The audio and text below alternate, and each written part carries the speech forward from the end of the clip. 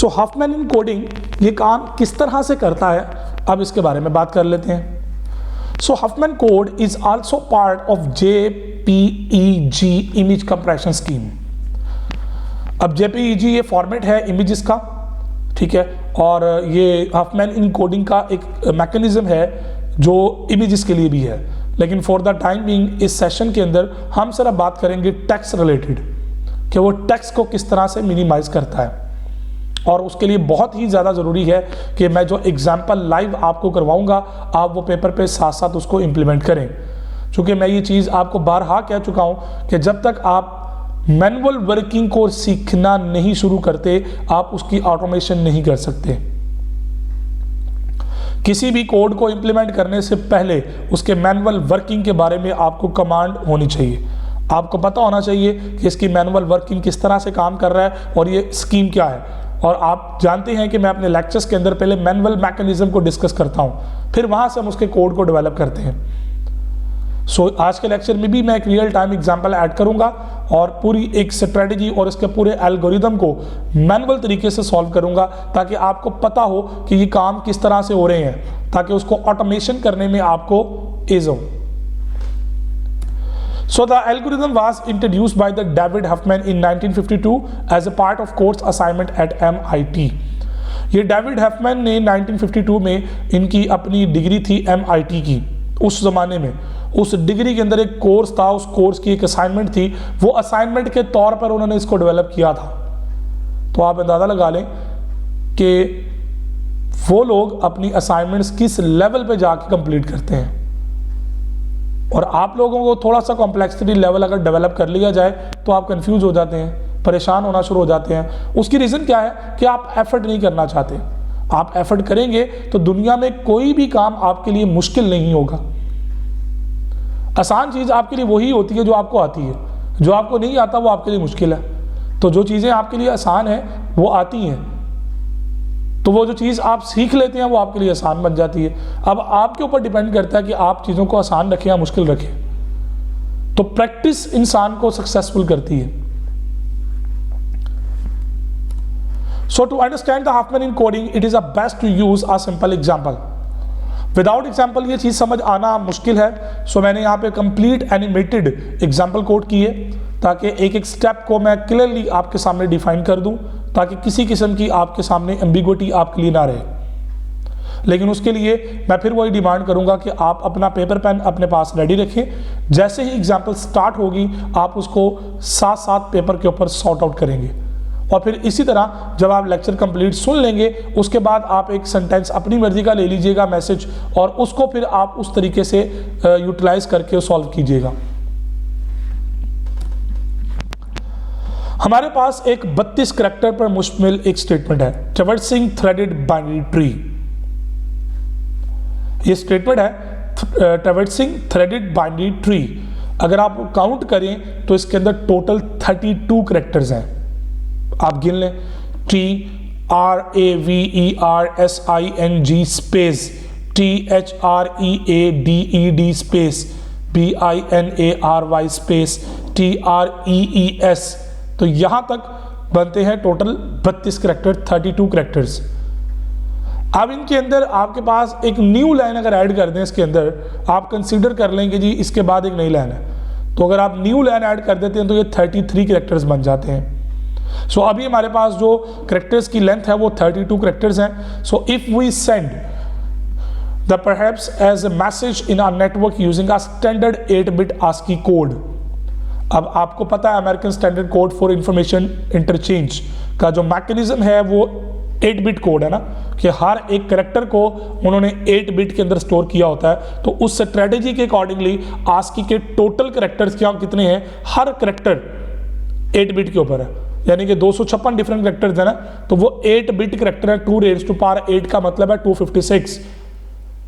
अब आपके पास जो ASCII कोड है हर करैक्टर के लिए, जैसे T है RAVERSING स्पेस न्यू लाइन, तो हर एक करैक्टर का अपना ASCII कोड है, और वो ASCII कोड कितना है हर करैक्टर का 8-बिट। तो 32 करैक्टर आपके पास है।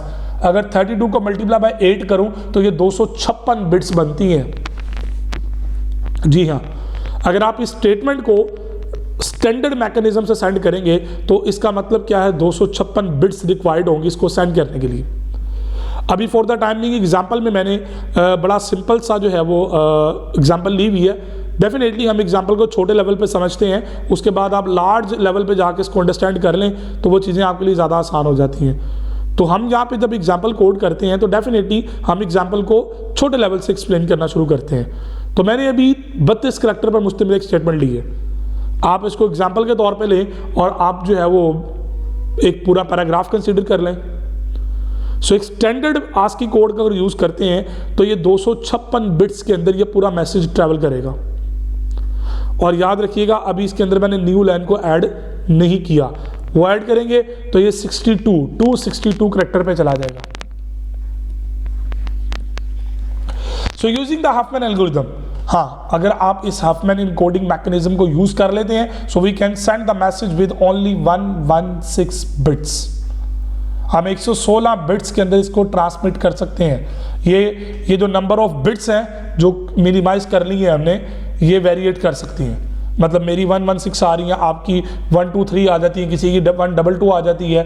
तो आप नोट करेंगे कि काउंटिंग में बाजू का प्लस माइनस चीज़ें हो जाती हैं। तो ये एस्टिमेटेड फिगर आउट किया गया, एस्टिमेटेड।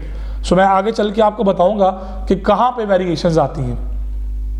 आगे चल के हम बात करेंगे, आपको ये चीज़ें मैं क्लियर करूंगा कि कहाँ पे चल के आपके लिए प्रॉब्लम्स आएंगी और यहाँ पे आपकी वेरिएशंस आ सकती हैं। सो सबसे पहला काम जो एल्गोरिथम के अकॉर्डिंग है वो करना क्या है कि list all the letters used include the space character along with the frequency with which they occur in the message. आपने सबसे पहले करना क्या होता है कि आपने अपने मैसेज को रीड करना है। आपके मैसेज में जितने करैक्टर्स हैं, रिपीट नहीं करना, जितने करैक्टर्स हैं उन तमाम करैक्टर्स की एक लिस्ट बनानी है। नंबर 2 पे आपने उसकी फ्रीक्वेंसी काउंट करनी है कि वो कितनी बार आया। इस पूरे मैसेज में ए कितनी बार आया, 2 बी कितनी बार आया, सी कितनी बार आया, स्पेस कितनी बार आई है, न्यू लाइन कितनी बार आई है। सो ये तमाम क्या करेंगे, आप उनकी फ्रीक्वेंसी को काउंट करना शुरू कर देंगे कि मैसेज में टोटल कितने करैक्टर्स हैं और हर करैक्टर की फ्रीक्वेंसी क्या है, नंबर ऑफ अकरेंस कितनी है हर करैक्टर के अंदर। तो ये आपके पास एक फ्रीक्वेंसी टेबल बन जाएगी। So consider each of these character और frequency pair to be the nodes. अब आप इनको कंसीडर कर लेंगे ये हमारी ट्री की नोड्स हैं। So they are actually leaf nodes as we will see. आगे चल के मैं आपको भी दिखाता हूं सारा कुछ। So pick the 2 nodes with the lowest frequency, जो सबसे कम लेवल की फ्रीक्वेंसीज हैं आप उनको कंबाइन करें। And if there is a tie, pick randomly almost those with equal frequencies. जरूरी नहीं है कि इक्वली लेनी है, आगे चल के मैं आपको एक्सप्लेन कर दूंगा कि किस तरह से चीजें आप एडजस्ट कर सकते हैं अपनी प्रॉब्लम के लिए। सो बड़ा आसान सा तरीका है, परेशान होने की ज़रूरत नहीं है। आपने मैसेज को रीड करना है, मैसेज में जितने करैक्टर्स आ रहे हैं उनकी एक लिस्ट बनाएं, हर करैक्टर के आगे उसकी फ्रीक्वेंसी लिखें, कितनी बार वो उस मैसेज में आ रहा है। और क्या करें कि आप अपनी नोड्स को कंसीडर कर लें कि हर एक करैक्टर एक नोड है, हर एक करैक्टर क्या है, एक नोड है। So make a new node out of these 2 and make the 2 nodes its children। अभी वो मैं एक्सप्लेन कर देता हूँ एग्जाम्पल की मदद से, तो आपको ये चीजें क्लियर हो जाएंगी। So this new node is assigned to the sum of frequencies of its children। मतलब A और B एक दफा आए थे, तो A और B को कंबाइन किया तो फ्रीक्वेंसी दोनों की 1 1 थी, 1 1 1 + 1 2, तो इसकी जो रूट बन जाएगी, जो इसका पेरेंट बन जाएगा वो 2 हो जाएगा। तो A और B इस नई नोड के चिल्ड्रन बन जाएंगे। So continue the process of combining the 2 nodes of lowest frequency until only one node, the root node, remains। So 2 तरह की स्ट्रेटजीज यूज होती है ना, एक होती है टॉप डाउन, एक होती है बॉटम अप। तो अभी तक ट्री के जितनी एप्लीकेशंस को हमने देखा वो सारी क्या थी, वो टॉप डाउन थी कि ऊपर से नीचे की तरफ जा रहे थे हम। लेकिन ये जो स्ट्रेटजी है ये बॉटम अप है, हम नीचे से ऊपर की तरफ जाएंगे। अब आते हैं अपनी कंप्लीट एग्जाम्पल के ऊपर, लेकिन उससे पहले आई विल सजेस्ट यू कि आप लोग अपने पेपर पेन रेडी कर लें, क्योंकि ये साथ साथ जब तक आप एग्जाम्पल कोट नहीं करेंगे, कंप्लीट खुद नहीं करेंगे, ये चीज़ें आपके लिए इतनी आसान नहीं होंगी जितना आसानी से वीडियोस में नजर आएंगी।